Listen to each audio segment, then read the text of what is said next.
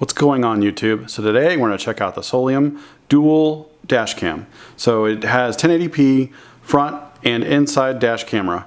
So this will actually record what's going on in front of you, outside your windshield, and then also inside to see what's going on. So this is perfect for Uber, Lyft, a cab driver. I mean, it's perfect for anybody really. We'll see if you can turn off the inside camera, because I mean, if you don't need it, why use it? But having the outside camera is definitely great to have. So on the back of the box, they show kind of the split screen of the outside or the front of the vehicle and then the inside. So you see your family all happy on the road trip, and then you have the outside, so where you're going. And it does say that the front facing camera has 60 frames per second, but the rear facing one has 30 frames per second. Not a huge deal, but the 60 frames per second for the front facing is awesome. So let's go ahead and have a look at what's in the box. So at the very top it says, "Dear valued customer," a little envelope, and then they have a bunch of stuff for you. So you have a little reset pen. Thank you for purchasing, are you happy? And then a warranty policy card. And then they're asking for a review. And then you have the user guide, a little quick user guide. And then you have the camera. Alright, so here you go. Here's the actual dash cam itself. So you got a 1.5 inch TFT LCD display. You've got a joystick here, up, down, left, right, and an OK button, a power button, and looks like an eject button. I'm not sure if that's a record button or not. Then you have the interior camera right here. So like I said, this is 1080p, but it's 30 frames per second. On the back side, or in the front side, you have the front facing camera, which is also 1080p, but this one's 60 frames per second. Both cameras are 190 degree viewing angle, so it almost, I mean, it pretty much gets you 360 or more than 360 viewing angle. One thing to mention, both of these cameras actually do use the Sony Exmor IMX323 sensor with a f-stop at 2.0. So that's really nice, what they actually put in here for the actual cameras itself. So it does have the mount, so that way you can put this on the mount. It has a reset switch, or reset for the reset pin. Then also on the side here you got the power for USB, and then you have the micro USB slot, and then you have the GPS plug-in. So what's interesting about this is it does not come with a GPS plug-in, and they actually don't sell one. So they may sell one down the road, but any GPS plug-in that uses that plug will actually work for this, or should work for this. But that way it'll clock how fast you're going. So that way if someone cuts you off or turns in your lane or whatever, you have it, you can take it to court and say you were only going this fast. Or if you get pulled over even, and they say you were going 60 miles an hour when you're really going 50. This can be used for that in court.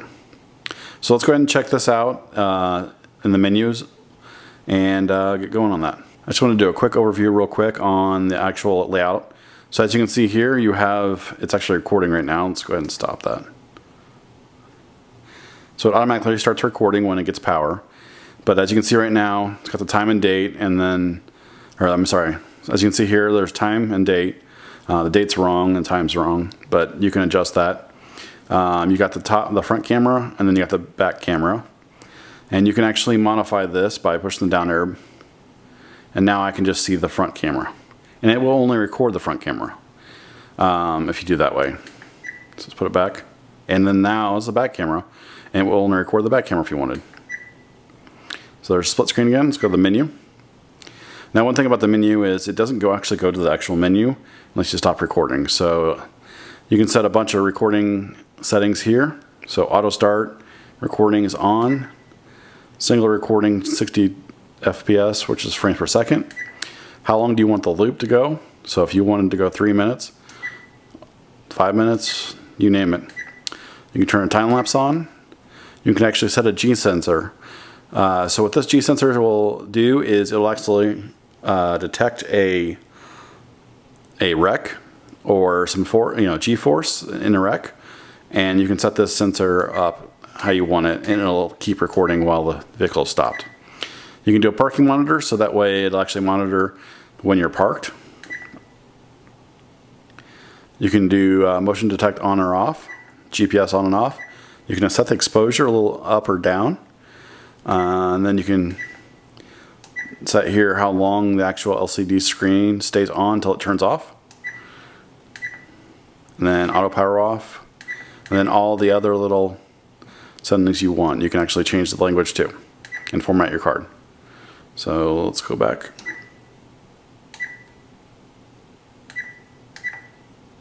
Here we go. So let's go ahead and check out what else is in the box. Yep. So then you have the suction mount for the windshield. You have the cigarette lighter adapter. You also have a USB, micro USB cable adapter here, so that way you can take the footage off and put it on your computer. You don't actually have to have that for your computer. And then you have a USB to micro USB cable here. So they give you two options, it looks like, to power on the camera itself. So let's go ahead and get this hooked up to our vehicle and check out the quality. I want to check out the quality for daytime and then nighttime as well, and see how well it comes out. So if you want to check this out yourself, I'll leave a link in the description so you can check it out. I believe, I'm not sure how much it is. I'll put it on the screen up here, but I can't remember what it was, but I think it was pretty affordable. But let's go ahead and check this out.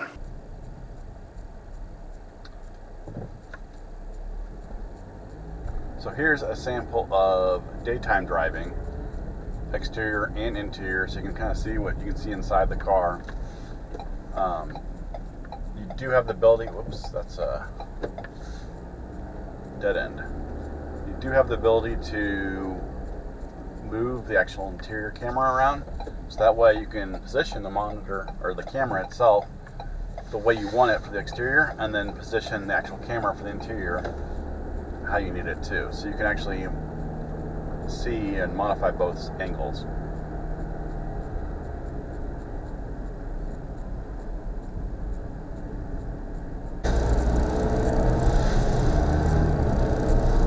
So I wanted to get some nighttime driving inside and outside.